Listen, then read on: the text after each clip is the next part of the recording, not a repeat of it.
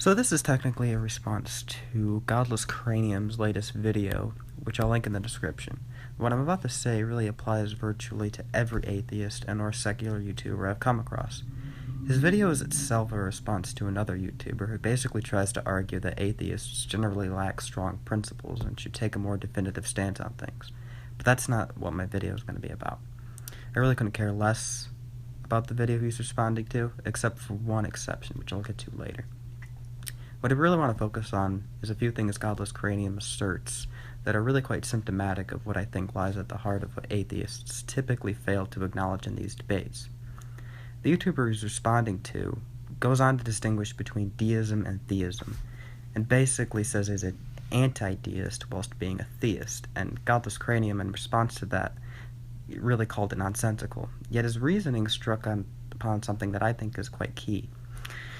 He said he could understand that distinction if, by God, he is referring to what Godless Cranium regards as the pantheistic idea, whereby God is identified as existence itself. But he goes on to dismiss this on the grounds that there's really no reason to refer to existence itself as God, since it's basically just the universe anyways and has nothing really to do with what's typically meant by the term God to begin with, especially in religions, where God is supposed to be understood as personal, loving, etc., and very much involved in the operations of the world. But but that's really where you couldn't be further from the truth, and that's really why I'm making this video. The fact that he almost instinctively linked that idea with pantheism without much afterthought tells me a very crucial and central distinction that really lies at the heart of theological discourse is altogether missing. And the distinction is this: there's two main approaches to the nature of God within the umbrella of theism, and it seems to me that atheists are really only and exclusively aware of one of these approaches and really entirely ignore the other, or aren't aware of it to begin with. One is referred to as theistic personalism, and I think this is the approach that atheists exclusively pay attention to.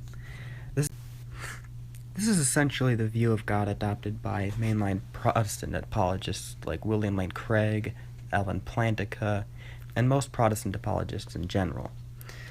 It's basically the view that God is a thing that exists, but always existed, and created the universe at some point in the past, and possesses many different attributes that are similar to ones that we have, but just maximally great. So we have power, but God has maximally great power. We have intelligence, but God has maximally great intelligence. We have the capacity to love, but God is maximally loving. We can be good, but God is just maximally good. And oh yeah, he happens to be disembodied too. That's just kind of a tag-along thing. Now all of these attributes in theistic personalism, and this is pretty key, they correspond to different properties in God, and in God they are different from one another, and God is just the maximal instantiation of each one of those properties. So he's a being like us, but just a supreme being that created the universe and has the power to intervene and ordain things to end as he sees fit, like us, but just better, maximally better. I'm sure to any atheists who are watching, and to Godless Cranium himself, if he's watching, this sounds quite familiar to you. This is probably what you think of when you hear the word God, more or less, and certainly what you think of when Christianity makes mention of the word God, or Islam, or Judaism, certainly. But that's just one side of the coin, really. And believe it or not, it's actually a minority position. There's another kind of theism that is absolutely not pantheistic in any sense of the word, and is actually the view adopted by Aristotle, Plotinus, St. Augustine, Thomas Aquinas, the Catholic Church, the Orthodox Church, much of Islam, and much of Judaism. And this is referred to as classical theism. But how does this differ from theistic personalism? Well, in truth, it really couldn't be more different. For one thing, theistic personalism's compatibility with classical theism ends the moment it refers to God as a being. As though you can say, well, there's a stone, there's a tree, there's a human being, and there's God, as if all these things exist on the same plane of being distinct objects. But in classical theism, God is not really understood as one being among many, even a supreme being among many. And on this view, there are really three aspects of classical theism that I think really get to the heart of how it differs from theistic personalism. The first of these is the idea that God, on this view, is absolutely simple. As opposed to theistic personalism, God does not possess attributes that differ from one another as distinct properties. They're not really distinct from one another in God because he is composed of no parts. Now, if he were composed of parts, then he would necessarily be conditioned by the existence of those parts for his existence. So there would really have to be a God beyond God to account for God's existence in the first place, which is obviously logically absurd. And you'd really have to proceed to infinity in order to account for the existence of God in the first place. And that's kind of why, in a way, the atheistic objection of who created God, that would make sense if God were composed of parts, and the objection makes sense if you're talking about theistic personalism as a result, because theistic personalists do regard God as having parts.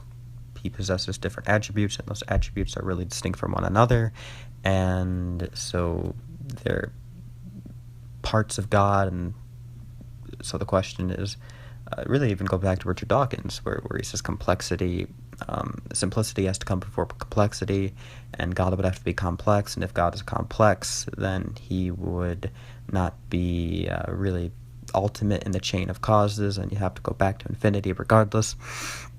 And so the who created God objection really makes sense there. But not for classical theism, because classical theism is perceptive of this problem. And so that's why it regards God as absolutely simple. No parts whatsoever.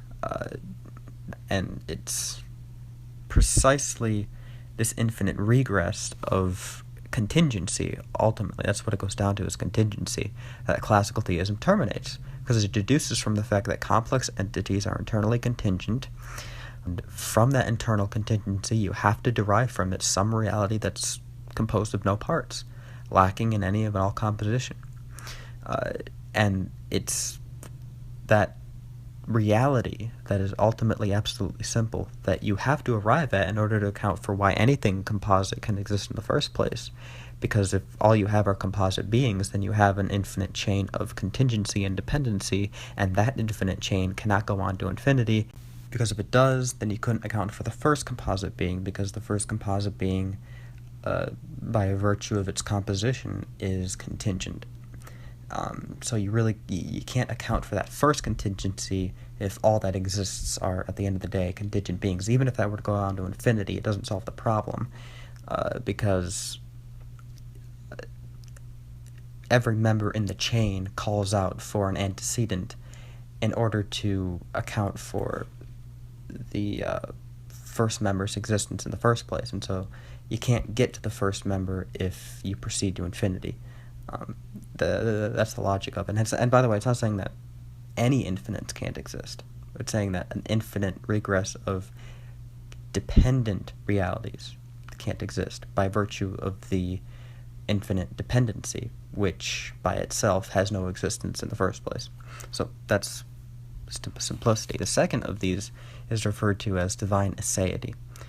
It's a word that basically means that in God, essence and existence are one and the same. Now, what's interesting about this one is that Godless Cranium actually touches on this, albeit in a very indirect and incomplete way, when he concedes the reality of existence itself.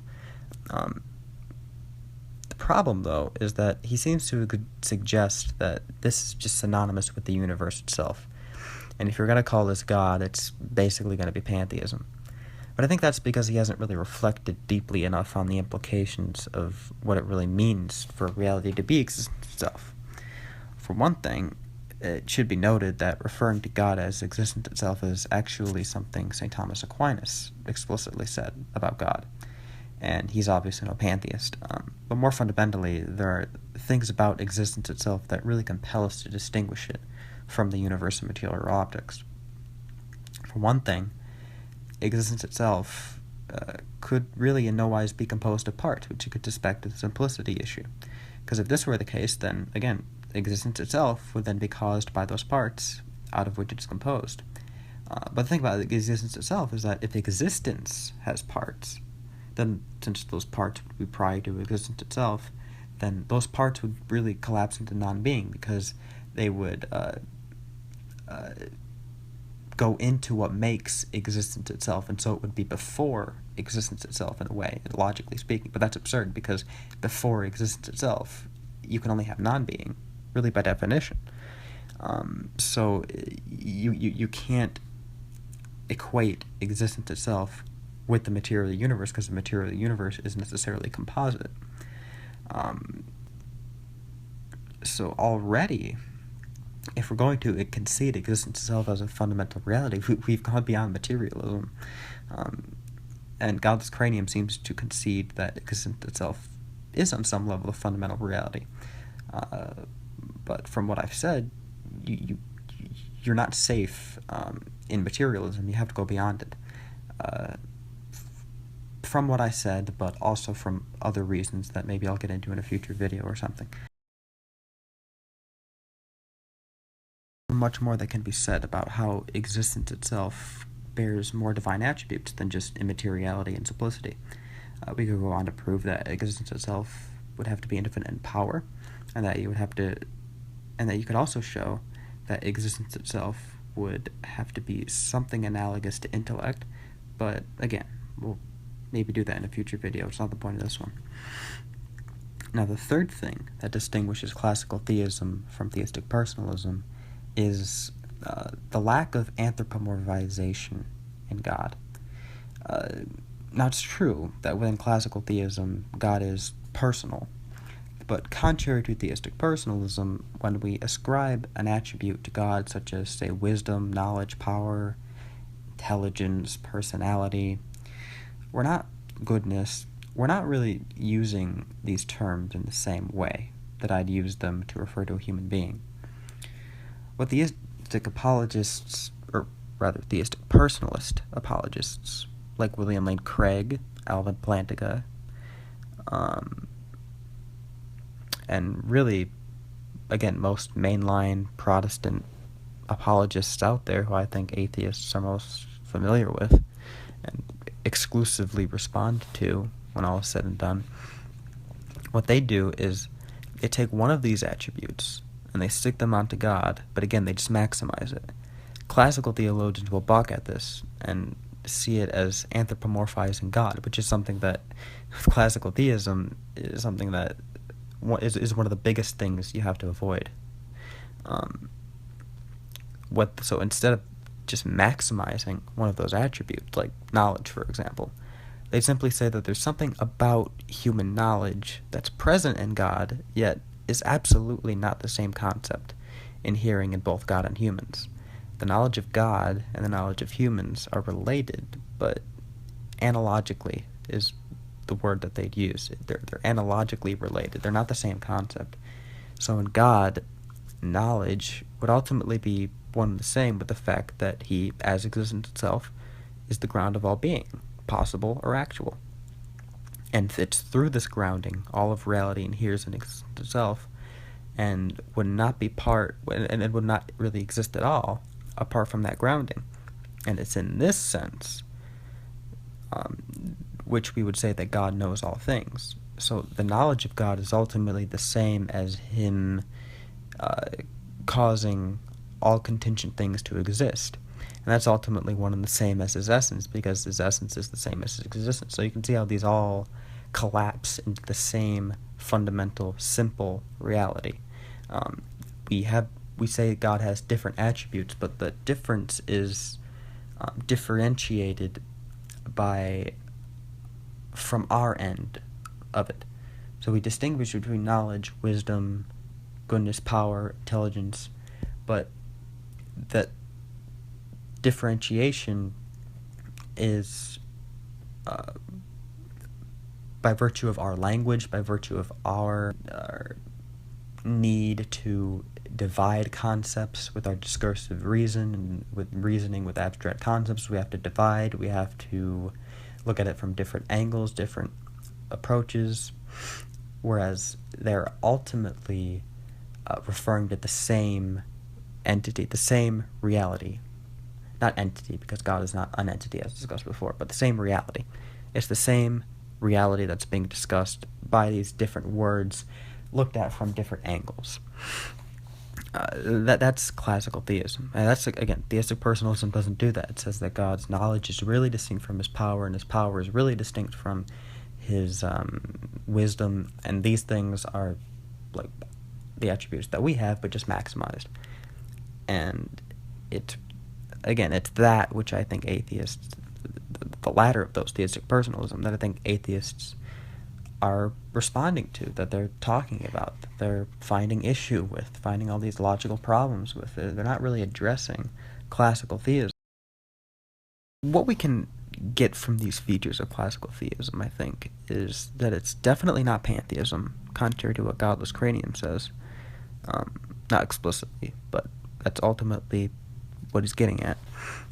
But it's still very much different from the major religions, that for atheists to spend really all their time attacking what is, in reality, merely theistic personalism, kind of shows a depressing hollowness and superficiality in the level of thought.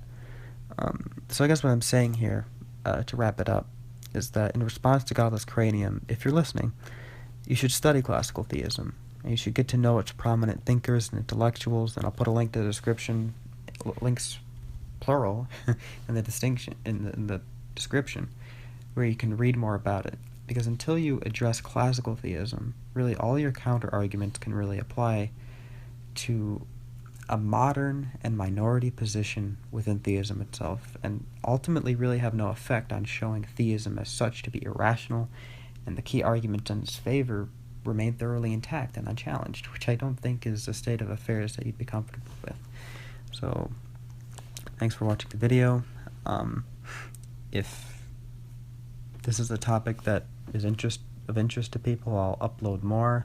I'll make more responses. I'll make more positive arguments. I'll address certain subjects that relate to not only the existence of God, but maybe politics, morality, analyzed kind of from a Thomistic lens. So, thanks for watching, and that's it.